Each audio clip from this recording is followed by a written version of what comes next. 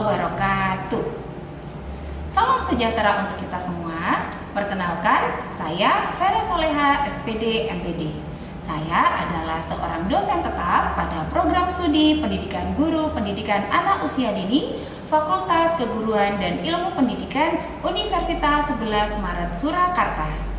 Pada kesempatan kali ini, saya membuat video pernyataan diri dosen ujuk kerja Tridharma Perguruan Tinggi atau PDD UKTPT bidang pengajaran sebagai salah satu persyaratan atau instrumen penilaian pada sertifikasi dosen tahun 2025. Saya akan memaparkan salah satu mata kuliah yang saya ampu, yaitu mata kuliah pengembangan kognitif anak usia dini.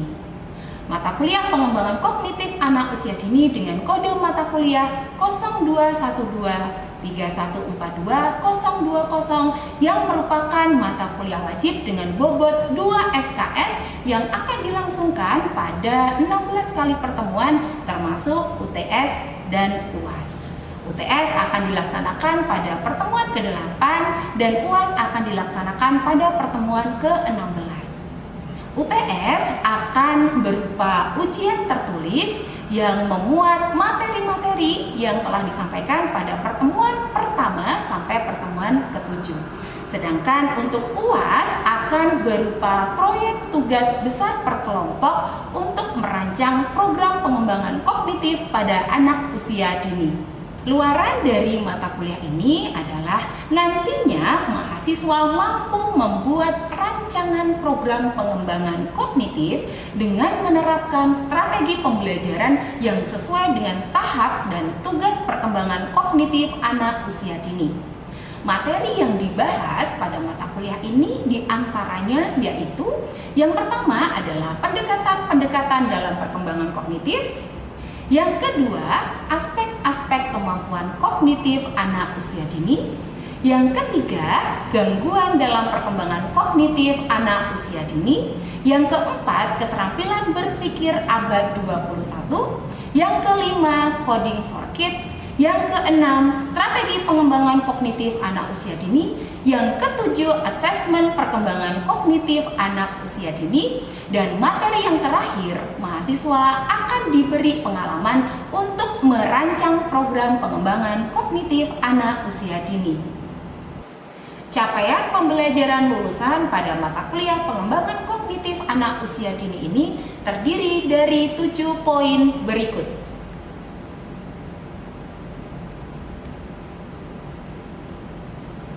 Lalu, untuk CPMK dari mata kuliah pengembangan kognitif anak usia dini ini terdiri dari 5 poin berikut.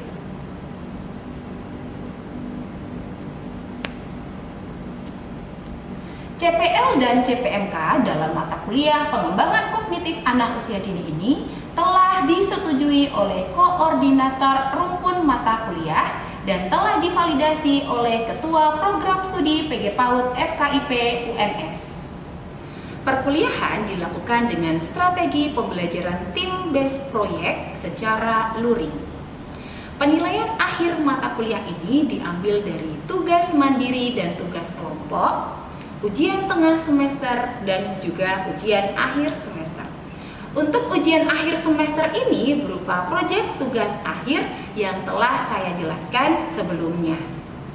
Persentase akhir untuk penilaian ini adalah tugas sebanyak 20%, UTS sebanyak 30%, dan UAS yang berupa team-based project sebanyak 50%. Baik, selanjutnya marilah kita saksikan cuplikan video pembelajaran pada mata kuliah pengembangan kognitif anak usia dini dengan skenario pada pertemuan kedua. Materi yang disampaikan adalah mengenai pendekatan-pendekatan dalam perkembangan kognitif, khususnya adalah tentang teori perkembangan kognitif Piaget. Selamat menyaksikan. Bismillahirrahmanirrahim. Assalamualaikum warahmatullahi wabarakatuh. Waalaikumsalam warahmatullahi wabarakatuh. Salam sejahtera untuk kita semua. Selamat pagi teman-teman. Selamat pagi. Masih kurang semangat ya. Semangat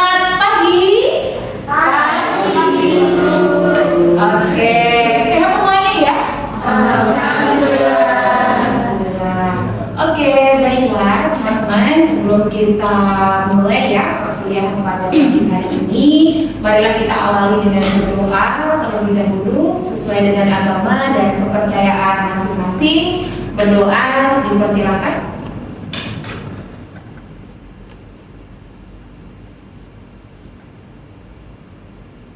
Cukup?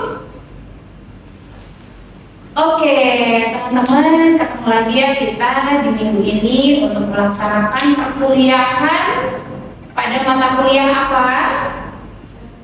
Pengembangan kognitif anak usia dini. Dan kita hari ini sudah memasuki pertemuan perkuliahan minggu kedua ya. Jadi kita sudah memasuki pertemuan kedua. Sebelum kita lanjutkan dan kita mulai perkuliahannya, kira-kira siapa ini ya yang tidak berangkat, teman-teman? Mbak Yosi. Oh iya, Mbak Yosi kemana ya? Tidak berangkat ya? Sakit. Ada yang di WA? Ada ya. Ini kebetulan Bu Vera belum cek WA, jadi belum tahu. Mungkin Mbak Yosi juga sudah izin ya, Bu Vera ya, sakit ya. Memang ini situasinya sedang tidak menentu ya cuacanya ya teman-teman. Jadi kita harus menjaga kesehatan ya. Oke, baiklah teman-teman. Kita mulai ya untuk perkuliahan pada pagi hari ini. Tapi sebelum kita mulai dan kita lanjutkan juga materi kita di pertemuan kedua ini, kita coba ingat-ingat lagi dulu ya. Di pertemuan kita sebelumnya, pertemuan pertama, kita kan sudah banyak membahas materi-materi dasar ya. Oke, ada yang ingat minggu lalu kita sudah membahas tentang apa saja? Oke, Mbak Cika. Minggu lalu kita itu belajar tentang pendekatan. Oke. Ya. Pertama itu kita bahas tentang behaviorisme. Oke, tentang pendekatan behaviorisme ya sebagai pendekatan klasik dalam perkembangan kognitif. Ada yang masih ingat nggak? Atau Mbak Cikal juga mau jawab? Di perkembangan behaviorisme, di pendekatan behaviorisme ini membahas tentang apa sih? Kemarin itu kita kenal istilah-istilah itu. Oke. Conditioning, terus conditioning, terus kita jadi tahu alasan kenapa sih di usia di bawah 2 tahun kita itu tidak ingat memori-memori masa kecilnya justru. Oke, nah itu yang menarik kemarin dari pendekatan behaviorisme. Jadi ada classical conditioning, ada operant conditioning ya, kemudian juga kita bisa tahu kenapa ya kok kita ini lupa gitu ya tentang kejadian-kejadian saat kita usianya itu di bawah 2 tahun. Nah, teman-teman, ada yang mungkin sudah membuka RPS ya. Jadi pembahasan kita hari ini sebenarnya masih akan melanjutkan apa yang kita bahas minggu lalu ya. Karena di pertemuan 1, 2, dan 3 yang sesuai di RPS kita akan membahas tentang teori-teori yang mendasari tentang perkembangan kognitif anak usia dini. Hal ini sangat penting sebagai bekal bagi teman-teman ketika nanti goal ya dari mata kuliah ini, kalian harus bisa merancang aktivitas, harus bisa menyusun strategi bagaimana caranya mengembangkan kognitif untuk anak usia dini. Sebelum kalian nanti merancang aktivitas, strategi dan lain sebagainya gitu ya dalam mengembangkan kognitif, kalian kan harus tahu dulu ya dasar-dasar teorinya terlebih dahulu, termasuk 3 pendekatan yang sudah kita bahas minggu lalu dan akan kita lanjutkan di pertemuan kali ini, yaitu tentang ada yang sudah ingat atau mungkin sudah ngecek di RPS? Kita melanjutkan nih pendekatan juga ya, pendekatan dalam perkembangan kognitif. Dan hari ini kita akan membahas tentang Mbak Dita, teorinya Piaget ya. Sudah ngecek RPS nih Mbak Dita ya? Sudah. Baiklah teman-teman, persiapkan diri kalian karena kita akan mulai melanjutkan pembahasan kita tentang pendekatan-pendekatan dalam perkembangan kognitif anak usia dini. Dan yang akan kita fokuskan hari ini adalah tentang teori dari Piaget. Ya, sudah tidak asing lagi ya teman-teman ya tentang Piaget ini. Ketika teman-teman di semester 1 gitu ya, sudah ada mata kuliah konsep dasar PAUD, sudah ada psikologi perkembangan anak 1 gitu ya, psikologi perkembangan anak 2. Kalian sudah cukup familiar lah ya dengan PIASE ini. Nah, tetapi bagaimana sih sebenarnya teori ya yang lebih detail dari PIASE ini yang membahas tentang perkembangan kognitif? Coba akan kita tuntaskan ya hari ini ya teman-teman ya. Jadi nanti silakan teman-teman bisa menyimak dengan baik, dan apabila ada hal-hal yang masih mengganjal gitu ya, ini dikonfirmasi, tenang saja nanti akan Ibu buka sesi tanya jawab ya. Oke, baiklah teman-teman, kita langsung saja ya mulai membahas tentang teori kognitifnya PIASE. Teori PIASE di dalam bukunya Sankrop 2007 ini menjelaskan tentang bagaimana faktor biologis dan pengalaman itu membentuk perkembangan kognitif. Lebih lanjut, PIASE dalam bukunya Esa ini menawarkan pandangan perkembangan kognitif yang didasarkan pada kemungkinan anak-anak untuk membangun konsep secara aktif daripada memberikan konsep-konsep melalui pengajaran langsung. Jadi artinya teman-teman, PIASE ini sudah percaya gitu ya, dan yakin bahwa tubuh fisik kita itu sudah memiliki struktur yang siap gitu ya, yang mampu beradaptasi terhadap dunia, termasuk juga struktur mental atau yang ada di otak kita ya, cara berpikir kita, bagaimana kita menerima informasi, menyimpan informasi, mengolah informasi, memunculkan lagi informasi yang sudah ada di dalam otak kita ya, dalam membangun pengetahuan tentang dunia. Selanjutnya, nah ini adalah istilah-istilah yang diungkapkan gitu ya oleh PIASE, dan sangat terkenal sekali. Memang istilah-istilah ini yang punya ya PIASE gitu ya. Ketika kita berbicara tentang teorinya PIASE, pasti yang akan muncul adalah istilah-istilah yang ada di sini teman-teman. Ya, ini adalah istilah-istilah yang biasanya digunakan ketika membahas tentang proses bagaimana membangun pengetahuan tentang dunia. Ya, ada skema, ada asimilasi, ada akomodasi, ada organisasi, dan ada yang terakhir equilibrasi. Nah, coba nanti kita akan tunjukkan, pelajari bersama-sama ya. Coba kita bahas ya teman-teman.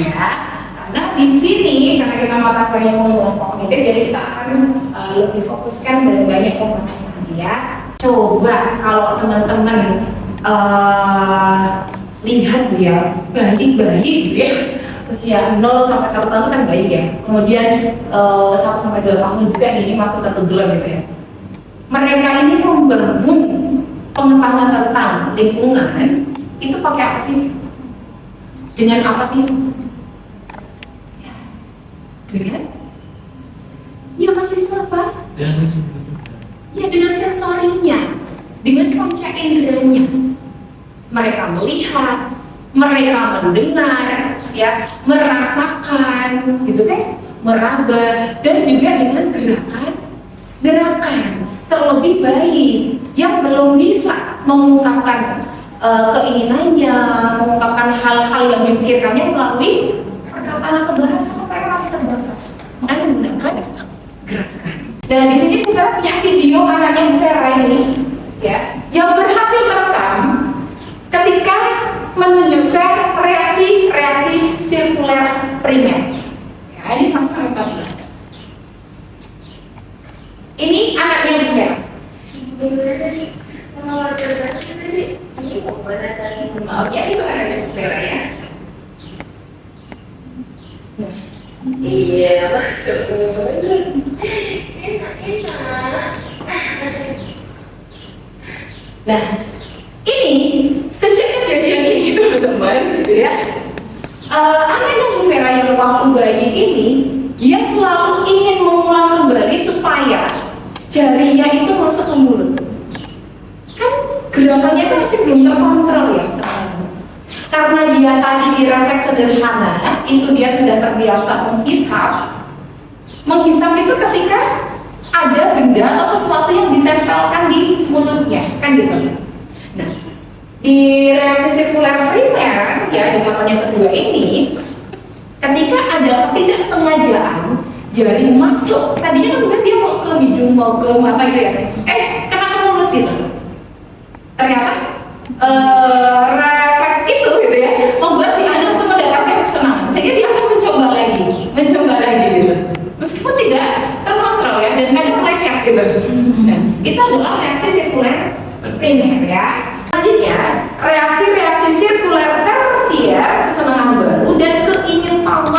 berkembang pada usia 12 sampai 18 bulan. Jadi di sini di tahapan ini anak sudah bisa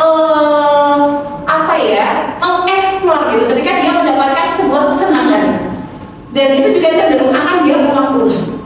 Coba, apakah ada di sini teman-teman yang pernah mendapati atau ponakannya gitu ya atau saudaranya yang usianya itu 12 sampai 18 bulan, ketika dia didudukan nih di kursi baby chair tuh ya, di kursi bayi gitu ya, terus dia di situ dikasih mainan apa gitu ya, sendok atau mangkok plastik gitu ya, dia jatuhkan, diambilkan sama orang dewasa, jatuhkan lagi, ambilkan lagi, jatuhkan lagi.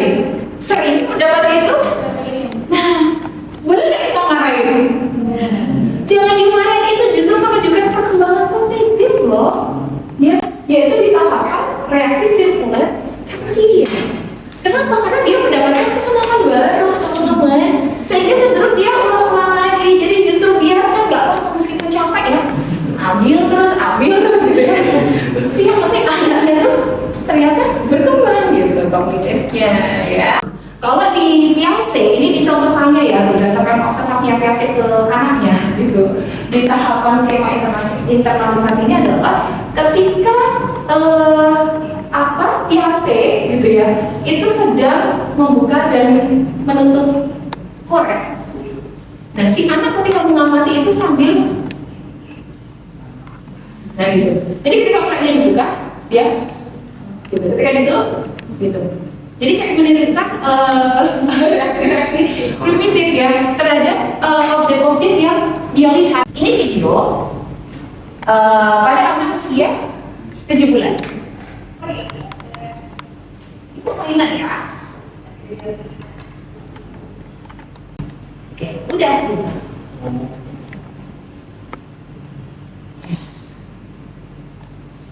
Gitu ya. Nah, gitu. Hilang lenyap gitu dari dunia ini gitu ya. Jadi dia nggak ada kemauan untuk mencari kemana ya. Kalau kita mencari kemana ya, berarti kemauan permanensi objek seseorang itu sudah berkembang. Kemana ya? Oh, berarti benda itu masih ada, hanya saja tersembunyi. Nah, itu sudah punya kemauan permanensi objek. Jadi teman-teman, jangan menyepelekan cilupa. Ya. Itu permainan sederhana ya dengan anak-anak gitu ya, tapi ternyata itu bisa buat ngetes loh anak itu punya kemauan permanensi objek atau belum, sudah berkembang belum permanensi objeknya. Ketika kita ciluba, kita menyembunyikan diri kita di depan bayi, kok dia nggak ada upaya nyari gitu ya, berarti belum berkembang permanensi objeknya. Tapi ketika dia sudah mulai nyari gitu, bahkan tangan kita mau dibuka gitu, berarti sudah berkembang permanensi. Sebelum kita diskusi, kita akan buka sesi diskusi dulu ya, tanya jawab. Jadi kalau teman-teman ada hal yang masih ingin dikonfirmasi ulang atau masih ingin ditanyakan, boleh sekali. Egosentrisme itu akan hilang berangsur-angsur setelah dia dewasa.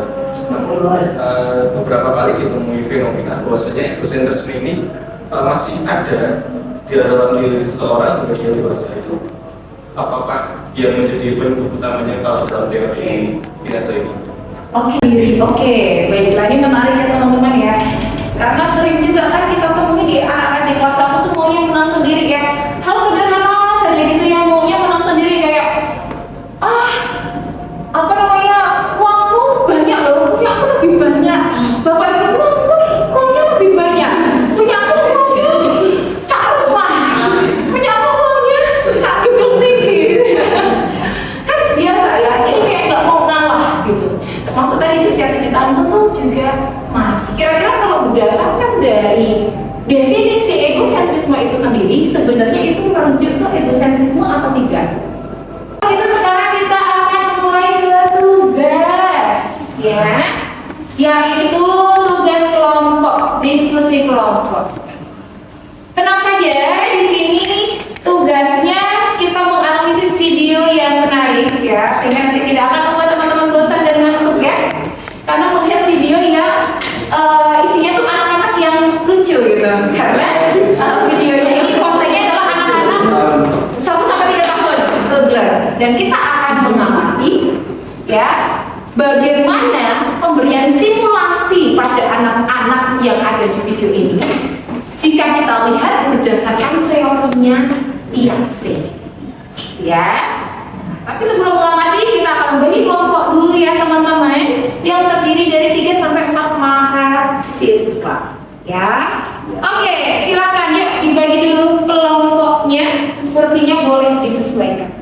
Oke, baiklah teman-teman, sudah bersama dengan kelompoknya masing-masing. Sudah siap untuk mengerjakan analisis video bersama kelompoknya? Insya Allah ya.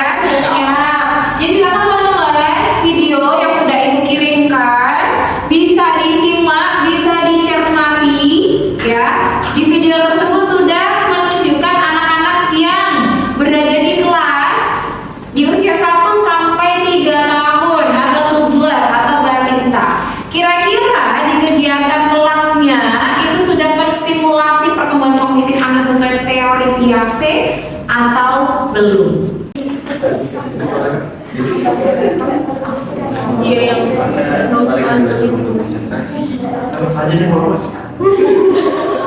gimana? Seru nih kayaknya diskusinya ya. Sudah nemu ya. Beberapa hal itu yang menarik.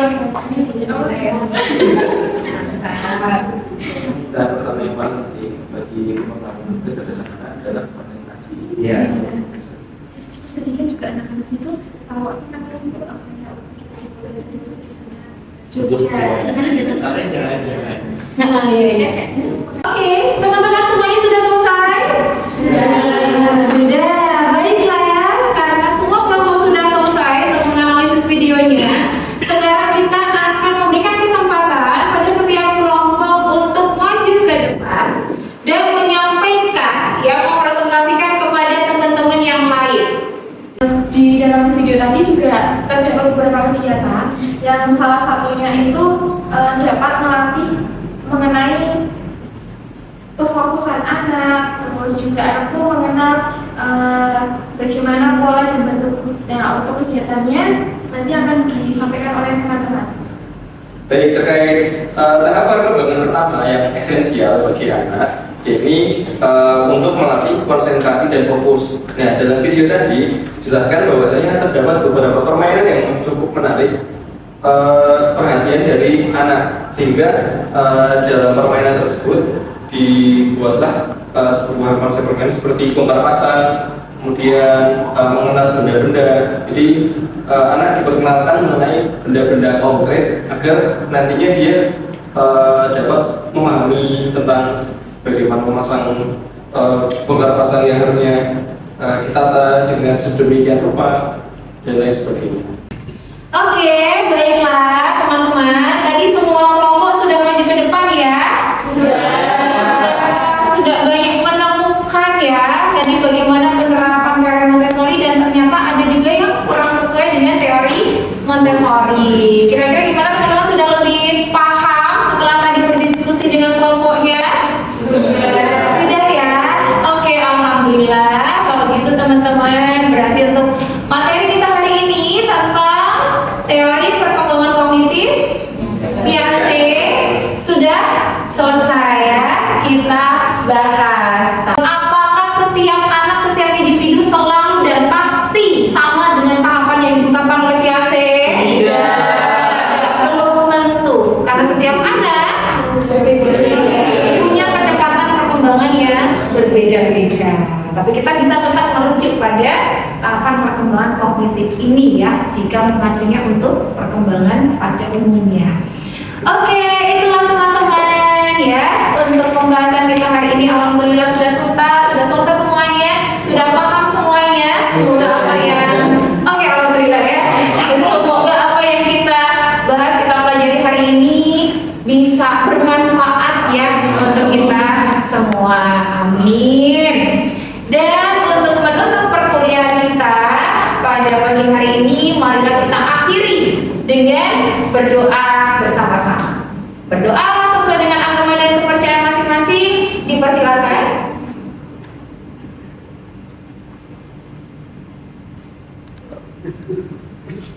Cukup? Oke, kita ketemu lagi di pertemuan ketiga minggu depan yang akan kita bahas lebih seru lagi. Tentang apa tadi Ibu sudah spill sedikit? Iya, tentang pengalaman lingkungan dari teori kognitifnya Vygotsky. Ya, yang tentunya akan lebih seru lagi. Jadi sampai jumpa teman-teman di pertemuan ketiga minggu depan. Mohon maaf apabila banyak kekurangan dari Bu Vera hari ini. Kurang lebihnya ya, Ibu mohon maaf. Ibu akhiri. Wassalamualaikum warahmatullahi wabarakatuh. Waalaikumsalam warahmatullahi wabarakatuh. Terima kasih, Bu. Sama. Demikian video pernyataan diri dosen Ujuk Kerja Tridharma Perguruan Tinggi atau PDD UKTPT bidang pengajaran dari saya. Semoga dapat menjadi pertimbangan baik dalam pengajuan sertifikasi dosen tahun 2025. Terima kasih. Wassalamualaikum warahmatullahi wabarakatuh.